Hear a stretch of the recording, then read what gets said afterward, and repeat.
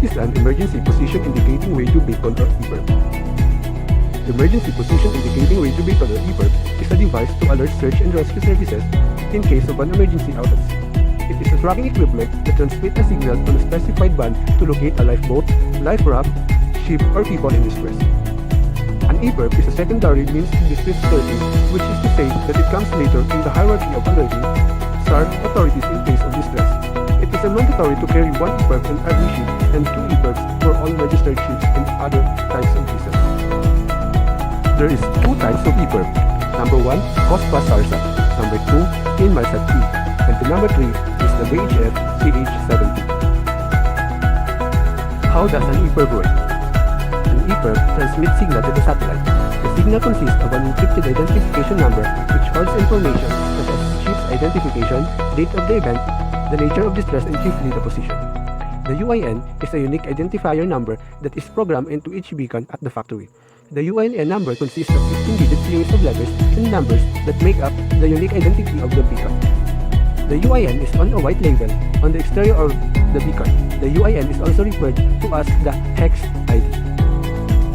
In case the EPIRB is not compatible with the GPS receiver, the geosynchronous satellite or orbiting the Earth can pick only the radio signal emitted by the radio. The location of the transmitter or the identity of the owner cannot be deduced in this case.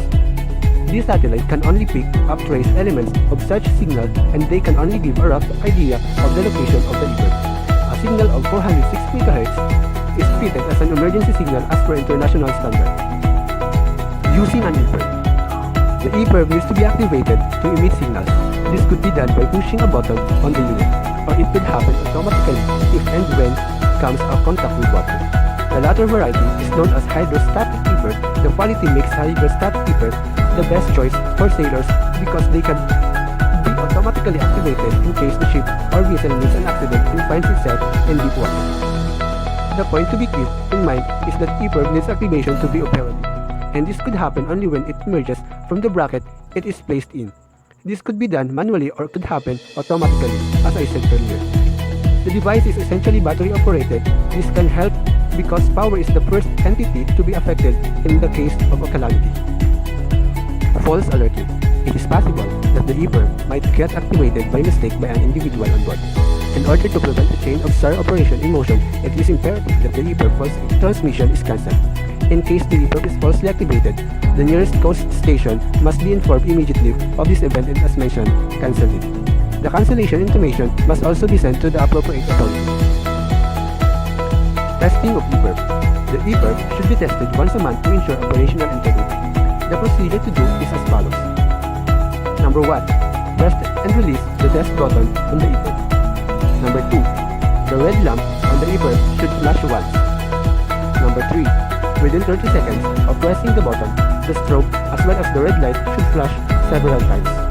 And the last one, after 60 seconds of operation, the EPIRB will switch off. Maintenance of EPIRB. The EPIRB must be inspected visually for any defects such as cracks. It is advisable to clean the EPIRB once in a while with a dry cloth. While cleaning, the switches must be specifically checked. The lanyard of the EPIRB must be neatly packed into the container of the EPIRB without loose ends dangling about. The expiry date of the battery must be checked to cover the immediate as well as the next voyage at least. Send the EPIRB back to the service agent or the supplier if the EPIRB fails the monthly checks. Change the battery on board if the facilities are available, or send it to the servicing agent if there isn't. If the EPIRB has been used in an emergency, it must be returned to an authorized service agent for a battery change.